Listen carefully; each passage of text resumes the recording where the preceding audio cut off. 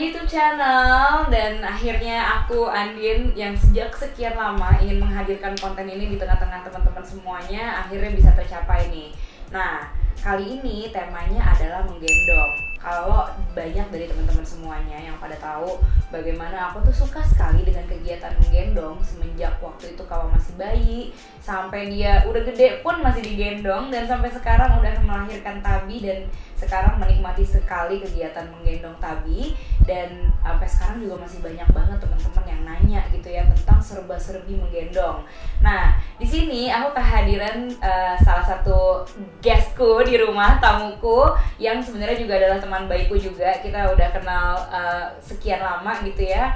Dan Golda ini adalah seorang konsultan menggendong. Yeay, kasih tepuk tangan dulu.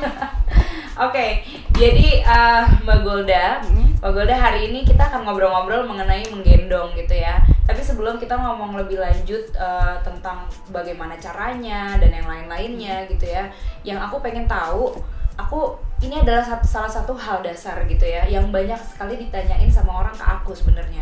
Kenapa sih Nin lo suka banget sama gendong? Kenapa kita harus menggendong anak kita? Kenapa gitu? Nah, kayaknya kalau aku yang jelasin, kan gue bukan konsultannya gitu kan. Makanya nih aku hadirkan seseorang yang memang punya kompetensi untuk menjelaskan mengapa menggendong. Kenapa? Oke. Sebelum aku jelasin yang panjang lebar, kira-kira apa yang Mbak Andin rasain kalau lagi gendong? Kalau aku lagi gendong, aku rasanya itu hangat.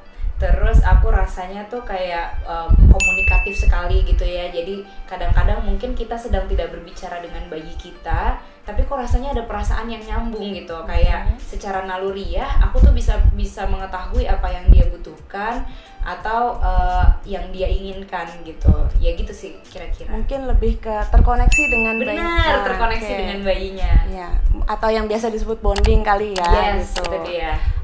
Memang mungkin kegiatan menggendong itu di zaman-zaman sekarang ada yang masih menjalankan. Mungkin kalau yang di daerah masih terbiasa menjalankan. Mungkin kalau di kota besar udah mulai ada banyak pilihan, mau gendong mau gak gendong dan lain sebagainya tentang pengasuhan bayi.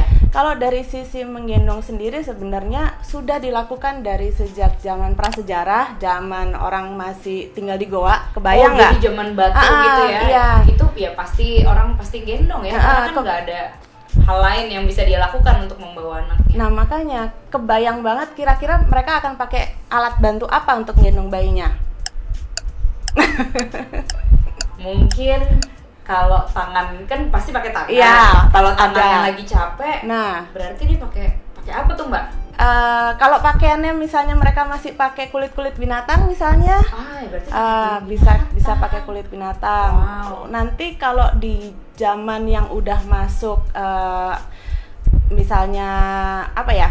Kayak daun yang masih bisa dianyam atau rotan atau akar-akar yang masih bisa dianyam itu bisa dipakai. Sampai di era bisa bikin kain, menenun kain. Nah itu mulai lebih banyak, lebih variasi lagi. Dan memang konsep menggendong sendiri mau pakai jenis gendongannya apa aja, dari mulai yang ada di alam sampai yang dianyam kain sesederhana kotak doang atau kotak panjang, sampai semodern sekarang, dari dulu sampai sekarang masih ada. Jadi kebayang si kegiatan menggendong itu udah dari zaman dahulu. Ya bisa dibilang jutaan tahun kali ya. Dan kuncinya adalah alami memang dibutuhkan si bayi itu gitu. Wah, itu gimana tuh penjelasannya tuh? Jadi kalau kita melihat kira-kira mamalia, kan kita mamalia ya, menyusui ya. Mamalia selain manusia yang kira-kira anatomi tubuhnya sama kayak kita apa nih? Monyet. Oke. Kayak beruang. Beruang. Enggak sama ya? Apa kira-kira? Kanguru. Oke, kanguru bisa. Koala. Nah, koala juga bisa. Okay. Jadi tipe tipe-tipe binatang mamalia ini yang memang cara pengasuhan bayinya nempel banget sama si induknya. Pasti karena mamalia pasti ada proses menyusui. Artinya dia akan membutuhkan jam-jam menyusui yang lebih sering. Betul. Daripada tipe binatang mamalia yang pengasuhan bayinya nyari tempat sarang. Contohnya kayak anjing, kucing, tikus. Mereka akan cari tempat bersarang, ngelahirin anaknya banyak. Dan induknya biasanya akan ngider di sekitaran sarangnya untuk mencari makan. Jadi si bayi-bayi kecil itu masih bisa ditinggal kayak jangka waktu lama, nggak harus menyusui terus-terusan. Dan itu yang membedakan dengan primata dengan kita manusia juga. Atau jenis binatang yang kakinya 4, misalnya kayak jerapah, gajah, atau sapi gitu, yang kalau lahir bayinya dalam waktu kurang lebih sejam itu udah harus bisa berdiri dengan keempat kakinya, dan mereka akan berpindah tempat karena proses melahirkan pasti melibatkan ada darah, dan mereka harus pindah tempat cepat supaya nggak ada predator datang. Oh gitu, jadi jerapah itu kalau misalnya dia kayak baru ngelahirin, dia harus segera pergi dari tempat dia melahirkan supaya predator itu nggak menyerang gitu ya. Jadi jenis-jenis si mamalia dengan berkaki 4 ini mereka biasanya kan hidupnya berkelompok. Kalaupun berpindah tempat ya berkelompok juga. Nah, kalau ada yang hamil di tengah-tengah, biasanya si kelompok ini menjaga, dan kayak dalam waktu sejam 2 jam lah gitu ya, si bayinya itu harus bisa berdiri dengan keempat kakinya dan untuk bisa berpindah tempat sesegera mungkin gitu. Itu sebenarnya lebih ke jadi lebih ke survival instinct. Intinya adalah survival instinct dari si jenis binatang berkaki 4. Kalau kita kembali ke jenis binatang yang mencari tempat persembunyian untuk melahirkan anak-anaknya yang kecil-kecil itu juga survival instinct. Dan kembali lagi ke primata dan manusia, ketika bayinya baru lahir, langsung didekap dan pergi kemanapun induknya pergi. Jadi proses menyusuinya sewaktu dia butuh, artinya kapanpun bayi itu butuh diberikan, induknya pergi kemanapun bayinya ikut, dan bonding yang mereka lakukan ini sampai dia bisa mandiri, itu semua survival instinct dari jenis binatang mamalia primata termasuk kita. Wah, aku merinding sekali dengernya. Jadi ternyata kegiatan menggendong itu adalah bukan termasuk ya, jadi kegiatan menggendong itu adalah survival instinct dari primata dan manusia. Jadi ini memang didekap kemanapun si ibunya pergi gitu ya, supaya merasakan apapun yang dia butuhkan gitu, dan bisa segera diberikan gitu ya. Termasuk pengajaran-pengajaran yang tadinya dari bayi ya, habis itu bisa melakukan ability yang lain sampai dia bisa mandiri dan lepas dari induknya, itu semua survival instinct supaya si individu itu bisa jadi mandiri gitu. Wah, keren banget. Terus apa lagi? Kalau dari, kan gini ya, kita tahu sendiri, ngerasain sendiri pasti kira-kira ada suara-suara dari kiri kanan yang mungkin akan menyampaikan sesuatu hal yang berbeda dari yang barusan aku cerita. Soalnya gitu kan ya. bilang kalau gendong kan bau tangan gitu misalnya, atau gimana gitu. Berbeda lah dari apa yang Mbak Golda bilang nih gitu. Nah itu gimana tuh? Jadi memang aku anggap itu mitos ya, karena kan tidak terbukti secara scientifically gitu. Karena orang biasanya dengar dari karena kata orang tua zaman dulu seperti ini. Tapi kalau kita yang benar-benar belajar dari ilmunya, biologinya, antropologinya, medisnya, tentu akan berkebalikan, dan psikologinya tentu akan berkebalikan dengan mitos-mitos yang berkembang tadi gitu loh. Iya. Nah, Mbak Golda tadi kan udah dijelasin bagaimana dari sisi antropologi, dari prasejarahnya, kemudian dari sisi biologisnya bahwa menggendong itu adalah survival instinct. Nah, tapi kalau dari sisi medis tuh melihatnya bagaimana, Mbak? Oke, jadi dari sisi medis anatomi tubuh dulu kali ya. Ini sengaja aku bawa boneka peraga. Wow, siapa ini namanya? Belum kasih nama. Aku yang kasih nama kayak gitu. Nanti suruh kawa yang kasih nama. Terus. Jadi ini boneka dengan ukuran bayi newborn atau baru lahir. Dan kira-kira Mbak Endin ingat nggak kalau lagi USG kakinya kayak gimana sih posisinya? Meringkuk kayak gini ya, kira-kira seperti ini ya. Betul. Nah, oke. Pastinya nggak lurus ya, karena kan pasti nggak muat ya. Benar, iya. Jadi kan sebesar rahimnya aja. Oke. Gitu kan. Nah, pas bayi lahir, terus kita taruh di kasur, kakinya kadang-kadang otomatis seperti ini, melipat seperti ini gitu ya. Dan kita mungkin punya budaya yang mempercayai bahwa ini kakinya kayaknya harus dilurusin nih, misalnya dengan cara dibedong atau dengan cara apapun lah ya. Dengan anggapan supaya nanti jalannya lurus, kakinya lurus, jalannya normal gitu. Nah, sebenarnya kira-kira kalau normalnya begini, lalu diluruskan, perlu nggak gitu? Perlu nggak? Maksudnya kalau kita punya budaya untuk membedong, kita taunya di Indonesia nih, di dunia belahan lain yang nggak ada proses bedong, kakinya bermasalah nggak pas jalan si orang-orang yang sudah besar itu gitu. Iya ya, tapi kalau dipikir-pikir kalau zaman dulu kan nggak mungkin juga dibedong pakai apa gitu kan? Tentu juga gitu. Nah, makanya kalau memang alaminya begini ya, sudah diciptakan sama yang di atas dengan posisi seperti ini, pertanyaannya perlu nggak sih gitu? Karena kan kita nggak tahu ya, kalau ketika kita bedong kakinya lurus-lurus gini, mengganggu persendian nggak? Gitu. Perlu nggak? Nyaman nggak si bayinya?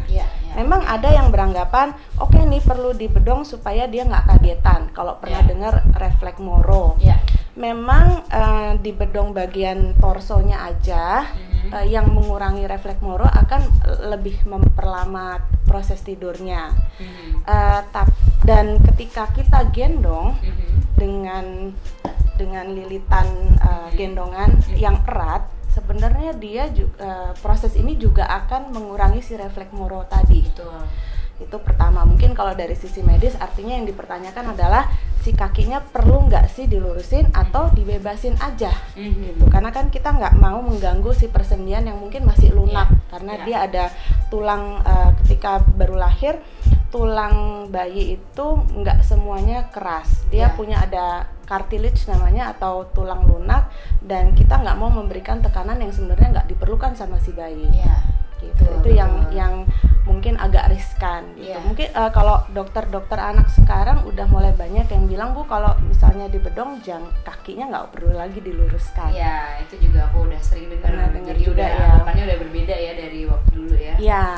Nah, sama mungkin pernah dengar juga kangguru mother care.